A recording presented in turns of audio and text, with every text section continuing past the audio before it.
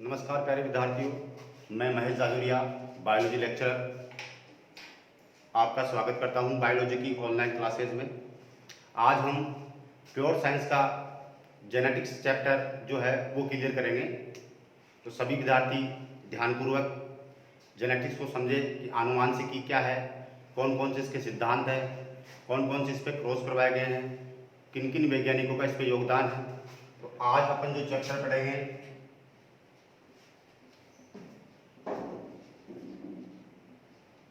आनुवांशिकी, जिसको इंग्लिश में अपन बोलते हैं जेनेटिक्स। आनुवांशिकी या इसको इंग्लिश में बोला जाता है जेनेटिक्स। इसकी डेफिनेशन की मैं बात करूं, परिभाषा की, आनुवांशिकी होती क्या है। आनुवांशिकी या जेनेटिक्स देखिए, आनुवांशिकी क्या होती है कि विज्ञान की वह शाखा जिसमें आनुवांशिक लक्षणों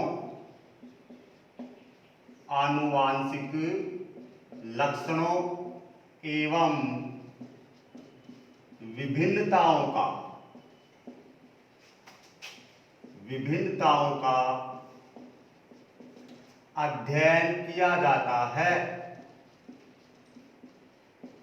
अध्ययन किया जाता है। तो आनुवांशिकी की परिभाषा ये हो गई कि विज्ञान की वह शाखा जिसमें आनुवांशिक लक्षणों एवं विभिन्नताओं का अध्ययन किया जाता है, उसे अपन कहते हैं आनुवांशिकी। आनुवांशिकी का जो जनक कहा जाता है, फादर ऑफ जेनेटिक्स, वो कहते हैं ग्रेगर जोहन मेंडल को।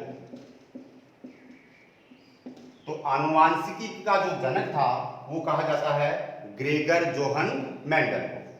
अब देखिए आगे इसमें कि ये भी कंपटीशन में क्वेश्चन पूछा जाता है कि आनुवांशिकी शब्द किसने दिया। जैसे पहले मैंने आपको बताया कि जो आनुवांशिकी का जनक है वो कहा जाता है ग्रेगर जोहन मेंडल को, लेकिन आनुवांशिकी शब्द या जेनेटिक शब्द सबसे पहले किसने दिया, तो आपको याद रखना है डब्ल्यू बैटसन। ये बहुत अधिक क्वेश्चन पूछा जाता है कंपटीशन में कि आनुवांशिकी शब्द सर्वप्रथम किसने प्रस्तुत किया या किसने दिया, तो आपको याद रखना है आनुवांशिकी शब्द सबसे पहले डब्ल्यू बैटसन ने दिया, और आनुवांशिकी का जो जनक कहा जाता है वो कहा जाता है ग्रेगर जोहन मेंडल को। अब आगे बात करें,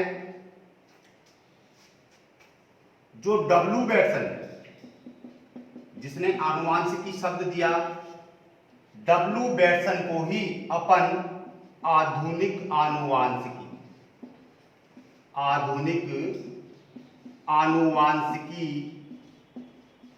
का जनक कहते हैं, यानी मॉडर्न जेनेटिक्स। ये भी आपको याद रखना है कि आनुवांशिकी का जनक है वो तो है ग्रेगर जोहन मेंडल, और आपसे पूछा जाए आधुनिक आनुवांशिकी, मॉडर्न या नई आनुवांशिकी, उसका जनक कहा जाता है डब्ल्यू बैटसन को। इसके बाद देखिए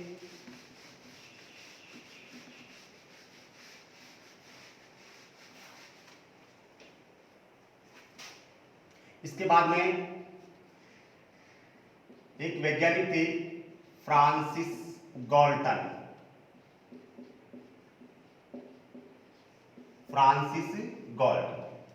फ्रांसिस गाल्टन को मानव आनुवांशिकी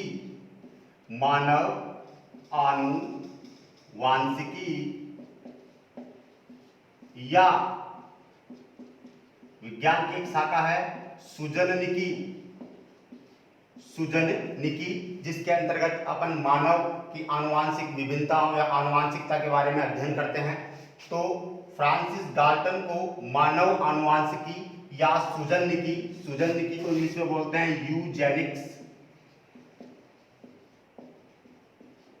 यूजेनिक्स का जनक कहा जाता है। तो आपसे पूछ लिया जाए कि मानव आनुवांशिकी या सुजननिकी या यूजेनिक्स, इसका जनक किसको कहते हैं, तो आपको नाम याद रखना है फ्रांसिस गाल्टन। इसके बाद में देखिए एक वैज्ञानिक और थे, टी.एच. मॉर्गन। टी.एच. मॉर्गन, तो टी.एच. मॉर्गन ने भी आनुवांशिकी पे बहुत कार्य किए। इन्होंने जैसे मेंडल ने मटर के पौधे पे प्रयोग किया था, इन्होंने टी.एच. मॉर्गन ने एक मक्खी होती है फल मक्खी जिसको अपन ड्रोसोफिला के नाम से जानते हैं, उस पर उन्होंने प्रयोग किया। इसलिए टी.एच. मॉर्गन को प्रायोगिक आनुवांशिकी का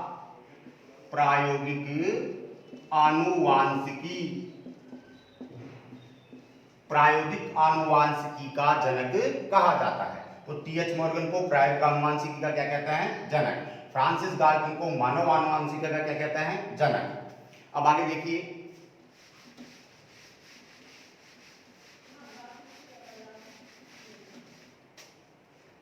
जैसे मैंने आपको बताया कि आनुवांशिकी क्या होती है, तो आनुवांशिकी मैंने बताया जीव विज्ञान की वह शाखा जिसमें आनुवांशिक लक्षणों एवं विभिन्नताओं का अध्ययन किया जाता है, तो वो तो कहलाती है आनुवांशिकी, या इंग्लिश में कहते हैं इसको जेनेटिक्स।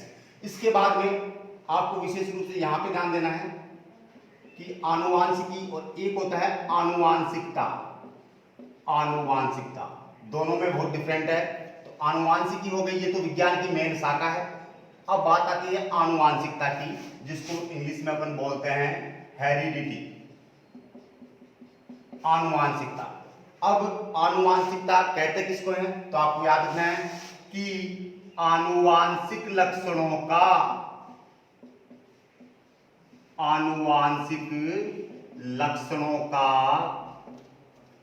एक पीढ़ी से दूसरी पीढ़ी में जाना आनुवांशिकता कहलाता है। तो आपको याद रखना है कि आनुवांशिकता आनुवांशिक लक्षणों का एक पीढ़ी से दूसरी पीढ़ी में जाना आनुवांशिकता कहलाता है। जैसे अपने माता पिता के जो लक्षण होते हैं वो संतान में आते हैं, तो वो जो लक्षण हैं जो संतान में आ रहे हैं माता पिता के द्वारा, वो लक्षण कहलाते हैं आनुवांशिक लक्षण। देखिए इन लक्षणों के जो वाहक है कि इन लक्षणों को एक पीढ़ी से दूसरी पीढ़ी में लेके कौन जाता है, तो आपको याद रखना है आनुवांशिकता के वाहक जो होते हैं वो जीन होते हैं। अब जीन आप सब जानते हैं, जीन जो होते हैं गुणसूत्रों पर पाए जाते हैं। जीन जो होते हैं गुणसूत्रों पर, यानी गुणसूत्रों के ऊपर जीन बैठे रहते हैं या सवार रहते हैं। इनकी जो स्थिति होती है कि गुणसूत्रों पर जीन सवार होते हैं, ये स्थिति कहलाती है लोकस। ये स्थिति कहलाती है लोकस। जैसे घोड़े पे आदमी बैठ जाता है, उसी प्रकार से गुणसूत्रों पर जीन बैठे रहते हैं। और जिस प्रकार गुणसूत्र एक पीढ़ी से दूसरी पीढ़ी में जाते हैं, उसी प्रकार से जीन भी गुणसूत्रों के साथ जाते हैं। जीन और गुणसूत्र दोनों ही डीएनए के बने होते हैं। तो आपको याद रखना है आनुवांशिकता के जो वाहक होते हैं वो कौन होते हैं, जीन होते हैं। और जीन हमेशा किस पर पाए जाते हैं, गुणसूत्रों पर। गुणसूत्रों पर जीन की जो स्थिति है वो कहलाती है लोकस। तो आपको ध्यान रखना है आनुवांशिक लक्षणों का एक पीढ़ी से दूसरी पीढ़ी में जाना आनुवांशिकता कहलाता है। तो ये तो होगी इसकी परिभाषा। अब इसके जनक की बात करें, जिस प्रकार से आनुवांशिकी का जनक मैंने आपको बताया ग्रेगर जॉन मेंडल, और आधुनिक आनुवांशिकी का जनक मैंने आपको बताया डब्ल्यू बेटसन, उसी प्रकार से आनुवांशिकता का जो जनक माना जाता है या आनुवांशिकता शब्द जिसने दिया वो वैज्ञानिक था हर्बर्ट स्पेंसर। ये आपको याद रखना है हर्बर्ट स्पेंसर। तो हर्बर्ट स्पेंसर ने आनुवांशिकता शब्द दिया और उन्हीं को अपन आनुवांशिकता का जनक कहते हैं। आगे चलते हैं।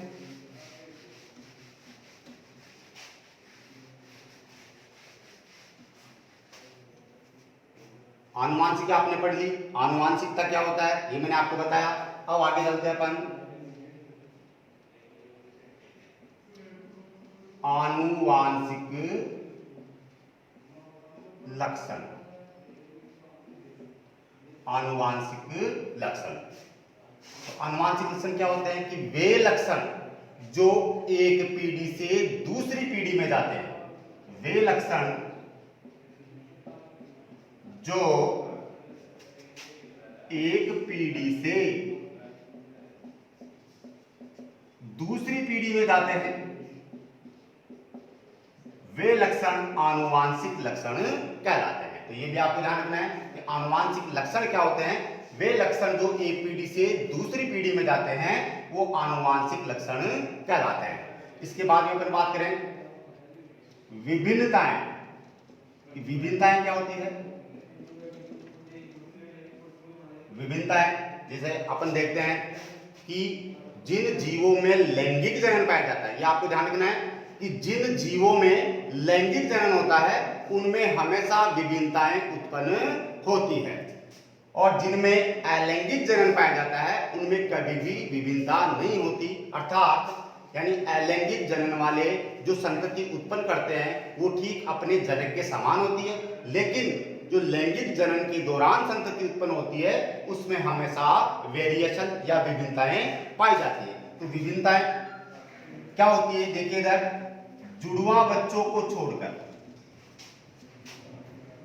जुड़वा बच्चों को छोड़कर, जुड़वा बच्चों को अपन बोलते हैं ट्विंस। जुड़वा बच्चों को छोड़कर एक ही माता पिता की दो संतानों में भी कुछ अंतर पाया जाता है। इस अंतर को ही अपन विभिन्नताएं कहते हैं। तो जुड़वा बच्चों को छोड़कर एक ही माता पिता या एक ही दंपति की दो संतानें या दो भाई हो या दो बहनें हो, उनमें भी आपस में अंतर पाया जाता है, वो एक जैसे नहीं होते। तो इसका कारण होती है विभिन्नताएं। और विभिन्नताएं क्यों उत्पन्न होती है यह आपको ध्यान रखना है। विभिन्नताएं उत्पन्न होने का एक ही कारण है और वो है लैंगिक जनन। कि जो जीव लैंगिक जनन करेंगे उनमें सदैव विभिन्नताएं उत्पन्न होती है, और विभिन्नताएं जो होती है वो बहुत ही आवश्यक होती है किसी भी जाति की उत्पत्ति के लिए। अब आगे देखिए,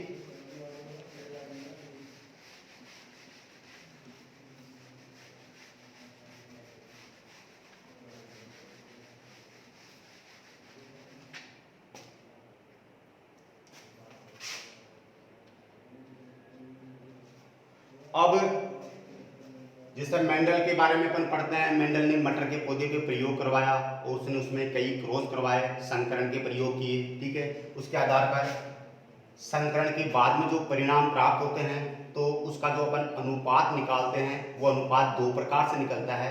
तो इसमें जो पहला अनुपात निकालते हैं वो होता है लक्षण प्रारूप, जिसको इंग्लिश में बोलते हैं फिनोटाइप। एक तो होता है लक्षण प्रारूप और दूसरा होता है जीन प्रारूप, जिसको बोलते हैं जीनोटाइप। अब दोनों में अंतर क्या है? तो पहला अपन देखते हैं लक्षण प्रारूप। तो आप बताएंगे किसी भी सजीव की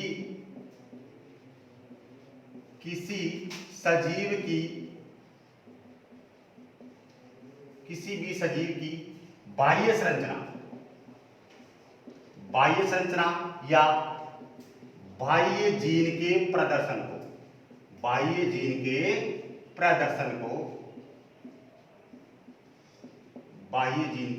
प्रदर्शन को अपन कहते हैं लक्षण प्रारूप या फिनोटाइप। कि जो लक्षण आसानी से अपने को दिख जाए उसको अपन बोलते हैं लक्षण प्रारूप, यानी किसी भी सजीव की बाह्य जीन संरचना ही उसका लक्षण प्रारूप कहलाती है।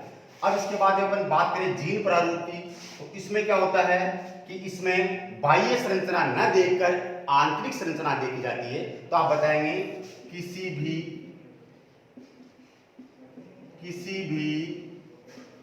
सजीव के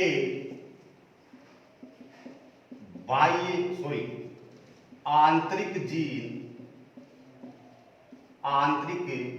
जीन के प्रदर्शन को आंतरिक जीन के प्रदर्शन को जीनोटाइप कहा जाता है। तो ये दोनों चीज आपको याद रखनी है, लक्षण प्रारूप और दूसरा होता है जीन प्रारूप। लक्षण प्रारूप में किसी भी सजीव के बाह्य जीन के प्रदर्शन को देखा जाता है और जीन प्रारूप में किसी भी सजीव के आंतरिक जीन के प्रदर्शन को देखा जाता है। अब इसके बाद की बात करें, जीनोम। एक जीनोम होता है, एक होता है कैरियोटाइप। ये दो बहुत ही इंपॉर्टेंट चीज है, अक्सर एग्जाम में उनकी डेफिनेशन पूछी जाती है कि जीनोम किसे कहते हैं या कैरियोटाइप क्या होता है। तो आपको याद रखना है, सिंपल सी परिभाषा है कि जीनोम आप बताएंगे अगुणित गुणसूत्रों के, अगुणित आप जानते हो कि n बराबर अपन अगुणित लिखते हैं और 2n बराबर लिखते हैं अपन द्विगुणित। n बराबर अगुणित होता है, 2n बराबर द्विगुणित होता है। जैसे शुक्राणु की बात करें अपन, मानव का जो शुक्राणु होता है अगुणित होता है और अंडाणु भी अगुणित होता है। जब दोनों में निषेचन होता है तो आपस में जब ये मिलते हैं तो रचना बन जाती है द्विगुणित। तो इस प्रकार से आपको समझना है कि अगुणित गुणसूत्रों के पूर्ण समुच्चय, अगुणित गुणसूत्रों के पूर्ण समुच्चय या समूह, पूर्ण समुच्चय को जीनोम कहा जाता है। अगुणित गुणसूत्रों के पूर्ण समुच्चय को जीनोम कहा जाता है। अब बात करें कैरियोटाइप, तो आपको थोड़ा सा बस यहाँ ध्यान रखना है, यहाँ पे अगुणित होते हैं, यहाँ पे गुणसूत्र द्विगुणित हो जाते हैं। तो यहाँ पे लिखना है आपको द्विगुणित गुणसूत्रों के, द्विगुणित गुणसूत्रों के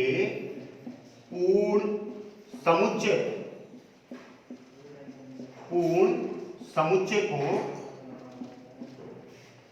कैरियोटाइप कहते हैं। तो ये चार चीज मैंने आपको बताई, बहुत ही इंपॉर्टेंट है, लक्षण प्रारूप, जीन प्रारूप, जीनोम और कैरियोटाइप। तो जीनोम जो होता है अगुणित गुणसूत्रों का पूर्ण समुच्चय होता है और कैरियोटाइप जो होता है द्विगुणित गुणसूत्रों का पूर्ण समुच्चय।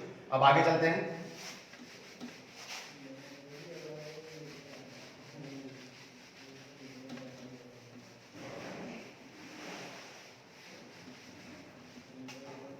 देखिए आनुवांशिक में एक मेन चीज आपको ध्यान रखनी है,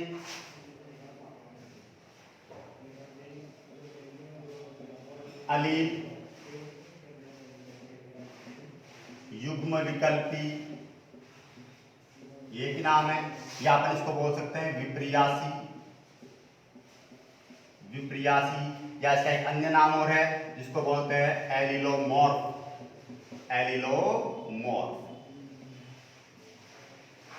अलील बोल दें, युग्म विकल्पी बोल दें, विप्रियासी बोल दें या एलिलोमॉर्फ, आपको उसको ध्यान से समझना है। इसमें सिंपल सी चीज है कि जब जिसमें दोनों लक्षण मौजूद हो, यानी जिसमें प्रभावी लक्षण भी मौजूद हो और अप्रभावी लक्षण भी मौजूद हो, ठीक है। तो इन दोनों का जो समूह बनता है इसको अपन बोलते हैं अलील, युग्म विकल्पी या विप्रियासी या एलिलोमॉर्फ। जैसे अपन प्रभावी की बात करें तो जैसे अपन ने लिखा यहाँ पे टी, तो ये प्रभावी हो गया, यहाँ पे हो गया स्मॉल टी, ठीक है। जो कैपिटल होगा वो हमेशा प्रभावी होगा और जो स्मॉल होगा वो अप्रभावी। तो इन दोनों के मिलने से, जैसे इन दोनों के बीच में क्रॉस हुआ, एक टी इधर से आएगा बड़ा वाला, एक इधर से आएगा, तो ये बन गया कैपिटल टी स्मॉल टी। तो ये जो लक्षण कहलाएगा वो कहलाएगा अलील, या इसको अपन बोलते हैं युग्म विकल्पी या विप्रियासी, या सिंपल भाषा में आप समझे कि विपरीत लक्षणों, विपरीत लक्षण, यानी वही बात है, एक अपन ने प्रभावी ले लिया, दूसरा अप्रभावी ले लिया, तो दोनों विपरीत हो गए। तो विपरीत लक्षणों का जो युग्म बनता है उसको अपन बोलते हैं अलील, युग्म विकल्पी, विप्रियासी या एलिलोमॉर्फ। आगे देखिए,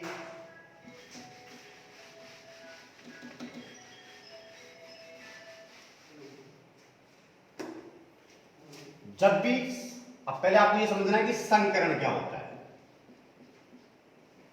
संकरण, हाइब्रिडाइजेशन। तो संकरण में आपको ध्यान रखना है कि दो युग्म विकल्पी, मैंने अभी आपको बताया अलील बोल दो, युग्म विकल्पी बोल दो, विपरीत बोल दो या विप्रियासी बोल दो। दो विपर्यासी लक्षणों के मध्य, दो विपर्यासी लक्षणों के मध्य क्रॉस करवाकर, क्रॉस या संकरण, क्रॉस करवाकर नई संतति प्राप्त करना, नई संतति प्राप्त करना संकरण कहलाता है। तो सिंपल सी परिभाषा है, दो विपर्यासी या दो विपरीत लक्षणों के मध्य जब क्रॉस करवाया जाता है तो उससे प्राप्त जो संतति होती है वो प्रक्रिया कहलाती है संकरण। तो संकरण में सबसे पहली चीज आती है जनक। जनक किसे कहते हैं कि जिनके बीच में सीधा क्रॉस करवाया है, मान लिया कैपिटल टी और स्मॉल टी, तो ये जनक हो गए। तो जनक वो होते हैं जिनके बीच में सीधा क्रॉस करवाकर और जो पहली पीढ़ी प्राप्त होगी, पहली पीढ़ी, वो पीढ़ी प्राप्त होगी F1। तो जनक किसे कहते हैं कि जिनके बीच सीधा क्रॉस करवाया जाता है, यानी जनक का मतलब होता है पेरेंट्स। तो दो जनकों के बीच जब क्रॉस करवाया जाएगा तो F1 पीढ़ी प्राप्त होगी, पहली पीढ़ी। अब देखिए F1 पीढ़ी क्या होती है, F1 पीढ़ी जिसको अपन बोलते हैं फिलिकल, F का मतलब होता है फिलिकल और पीढ़ी को बोलते हैं जनरेशन। तो F1 पीढ़ी क्या बताएंगे आप कि दो जनकों के मध्य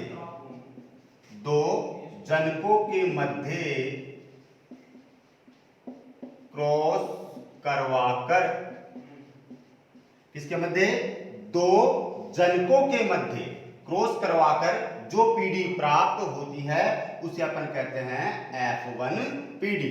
F1 पीढ़ी में हमेशा दो जनकों के मध्य क्रॉस करवाया जाता है। दूसरा आता है F2 पीढ़ी, फिलिकल जनरेशन 2।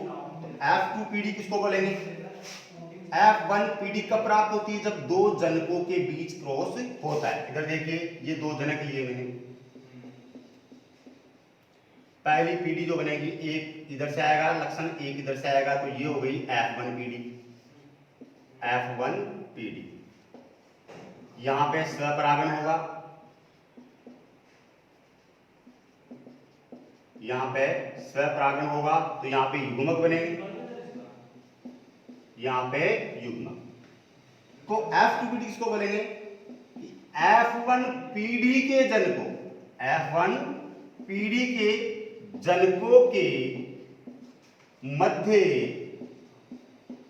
क्रॉस करवाकर नई संतति प्राप्त करना क्या कहलाएगा, F2 पीढ़ी। तो आपको सीधा से याद रखना है कि जब दो मेन जनकों के बीच क्रॉस होगा उससे जो पीढ़ी प्राप्त होगी F1 पीढ़ी, और जब आप F1 पीढ़ी के जनकों के बीच क्रॉस करवाएंगे, F1 पीढ़ी के जनकों के बीच जब क्रॉस होगा तो आपको प्राप्त होगी F2 पीढ़ी। तो ये आनुवांशिकी की जो मेन शब्दावली थी वो मैंने आपको बता दी, इसको विशेष रूप से आप ध्यान दें। अब आगे देखिए,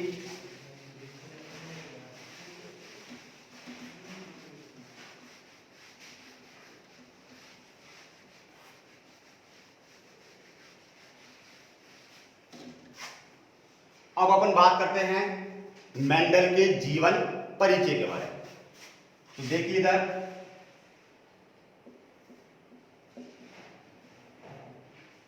मेंडल का जीवन परिचय।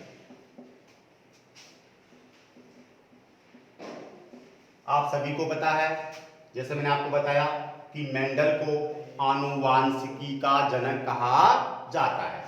ध्यान से समझिए, मेंडल का जो जन्म हुआ वो 22 जुलाई 1822 में, कब हुआ, 22 जुलाई 1822 में ऑस्ट्रिया कंट्री या देश का नाम है, ऑस्ट्रिया के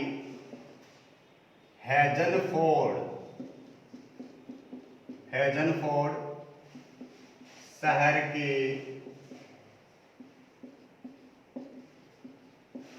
सिलिसियन कस्बे में हुआ। मेंडल का जन्म 22 जुलाई 1822 में ऑस्ट्रिया के हैजनफोर्ड शहर के सिलिसियन कस्बे में हुआ। हैजनफोर्ड वर्तमान में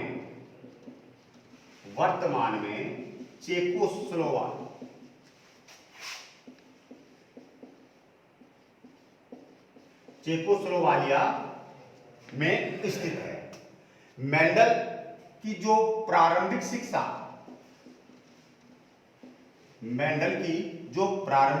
हुई वो गिरजाघर में हुई। मेंडल की जो प्रारंभिक शिक्षा हुई वो गिरजाघर में हुई। इसके बाद में मेंडल ने 1842 में दर्शन शास्त्र जिसको फिलोसफी अपन कहते हैं, 1842 में मेंडल ने दर्शन शास्त्र में 2 वर्षीय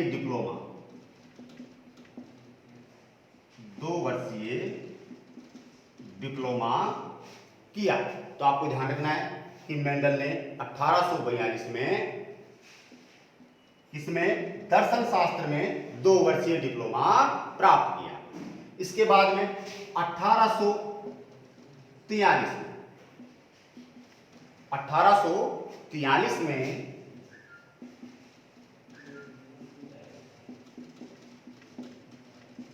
चेकोस्लोवाकिया में एक शहर था ब्रून शहर, ये आपको याद रखना है, ब्रून शहर। इसके अंदर वो गिरजाघर में पादरी बन गए 1843 में। यानी मेंडल की जो प्रारंभिक शिक्षा हुई वो गिरजाघर में हुई। उसके बाद में मेंडल ने दर्शन शास्त्र में 1842 में 2 वर्षीय डिप्लोमा प्राप्त किया। इसके बाद में 1843 में ब्रून शहर में वो पादरी बन गए। इसके बाद में मेंडल ने गिरजाघर के उद्यान में मटर के कुछ पौधे थे जिनको उद्यान मटर कहा गया, उन पे उन्होंने लगभग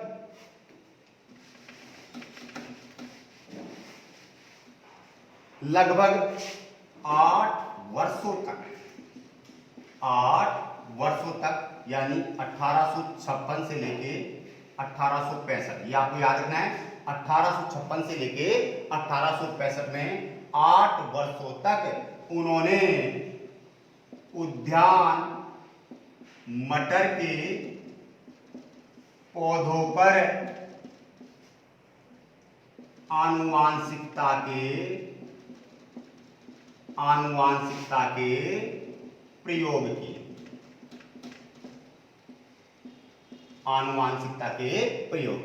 तो ये क्वेश्चन भी आता है कि मेंडल ने कितने वर्षों तक अनुसंधान कार्य किया, तो आपको याद रखना है 8 वर्षों तक, और 1856 से लेके 1865।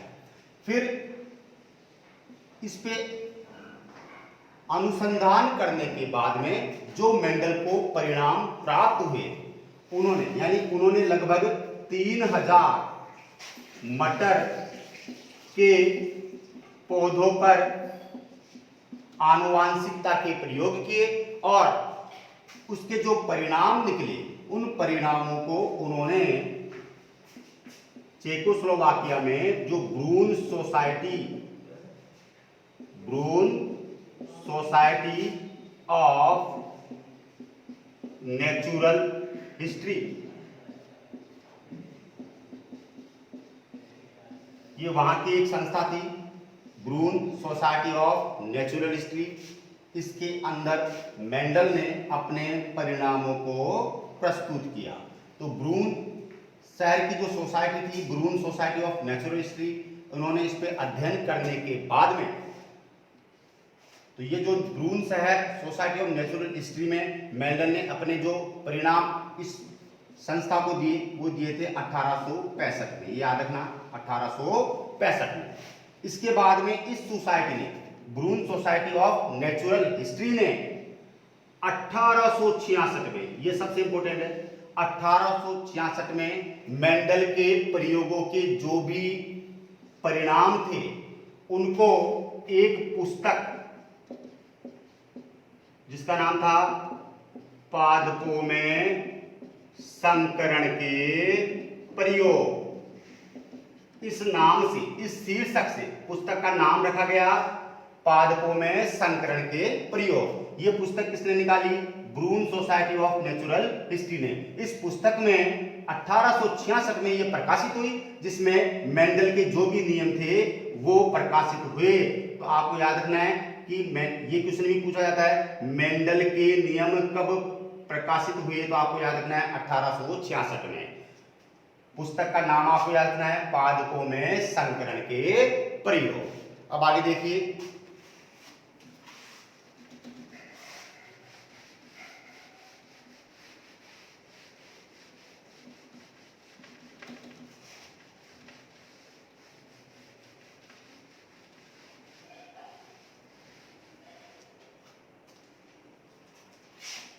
एक क्वेश्चन और पूछा जाता है कि मेंडलवाद या इसको अपन बोलते हैं मेंडेलिज्म, मेंडलवाद या मेंडेलिज्म किसे कहते हैं? तो देखिए इधर मेंडलवाद या मेंडेलिज्म, तो आपको याद रखना है कि मेंडल ने जो आनुवांशिकता के नियम दिए, मेंडल के आनुवांशिकता के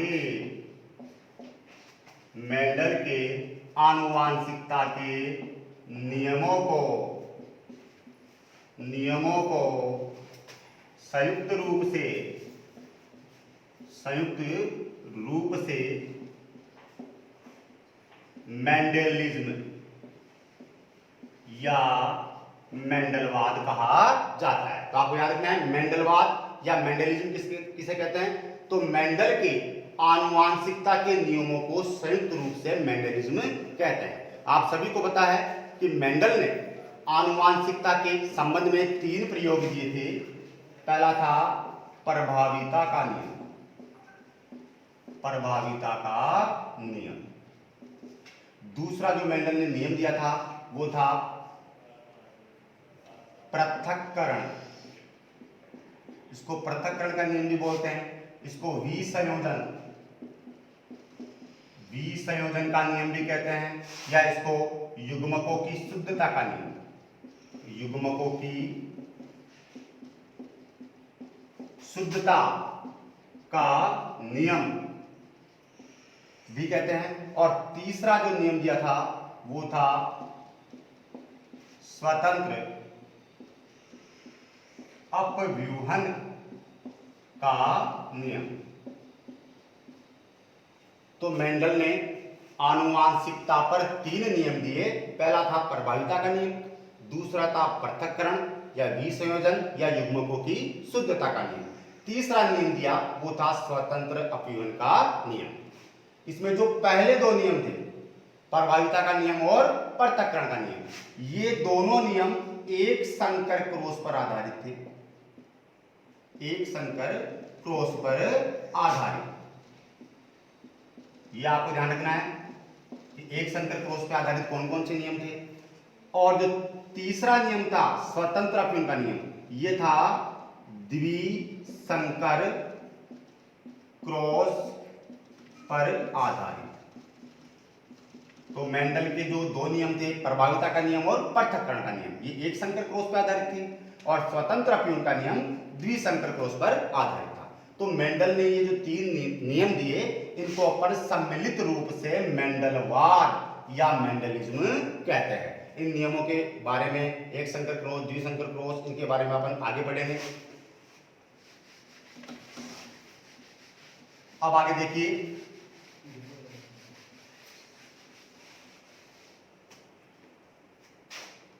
मेंडल ने, ये क्वेश्चन आता है, मेंडल ने अपने प्रयोगों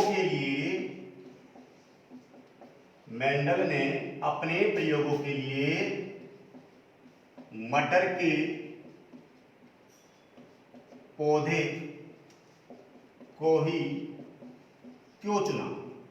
ये इंपॉर्टेंट क्वेश्चन है, ध्यान दें। मेंडल ने अपने प्रयोगों के लिए मटर के पौधे को ही क्यों चुना? तो आपको बताना है कि मेंडल ने अपने प्रयोगों के लिए मटर के पौधे को चुना। इसके निम्न कारण थे। जो पहला कारण था कि मटर का जीवन काल छोटा, लगभग 1 वर्ष का होता है। तो पहला कारण ये था कि जो मटर का जीवन काल होता है वो छोटा होता है, लगभग 1 वर्ष का। दूसरा कारण, जो सबसे मेन कारण था, कि मटर में स्वपरागण व परपरागण दोनों आसानी से करवाए जा सकते हैं। सबसे मेन कारण ये था कि मटर में स्वपरागण और परपरागण दोनों आसानी से करवाए जा सकते हैं।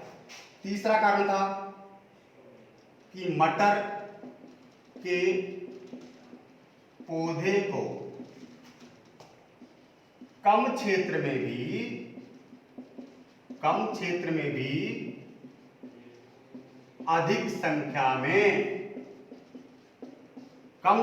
भी अधिक संख्या में उगाया जा सकता है।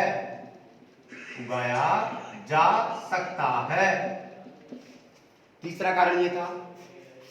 चौथा कारण था कि मटर का जो पुष्प होता है वो द्विलिंगी, जिसको अपन उभयलिंगी भी कहते हैं, यानी नर और मादा दोनों एक ही पौधे में स्थित होते हैं। तो मटर का पुष्प द्विलिंगी और उभयलिंगी होता है। नंबर 5, मटर की सभी पीढ़ियां जननक्षम, यानी जनन करने योग्य होती है। तो यह भी एक कारण था मटर के पौधे को चुनने का। और जो लास्ट कारण था वो था कि मटर में विप्रियासी मैंने बताया आपको, विपरीत या विप्रियासी लक्षणों को आसानी से पहचाना जा सकता है। तो ये कारण आपको बताने हैं कि मेंडल ने अपने प्रयोगों के लिए मटर के पौधे को ही क्यों चुना। इसके निम्न कारण थे। पहला था मटर का जीवन काल छोटा या 1 वर्ष का होता है। दूसरा था, जो मेन कारण है, मटर में स्वपरागण व परपरागण दोनों आसानी से करवाए जा सकते हैं। तीसरा कारण था कि मटर के पौधे को अपन कम क्षेत्र में भी अधिक संख्या में उगा सकते हैं। चौथा कारण था, मटर का पुष्प द्विलिंगी होता है, यानी उसको अन्य किसी पुष्प की आवश्यकता नहीं है परागण करने के लिए, इसलिए मटर का जो पुष्प होता है वो द्विलिंगी या उभयलिंगी होता है। और नंबर 5, मटर की सभी पीढ़ियां जननक्षम, यानी जनन करने योग्य होती है। और लास्ट कारण था कि मटर में जो विप्रियासी, यानी प्रभावी और अप्रभावी दोनों लक्षणों को आसानी से अपन पहचान सकते हैं। तो आज आपने आनुवंशिकी के बारे में बहुत कुछ पढ़ा। आगे अपन आनुवंशिकी के बारे में कौन कौन से क्रॉस हुए, मेंडल ने कौन कौन से नियम दिए, इसके बारे में अपन आगे वाली क्लास में पढ़ेंगे।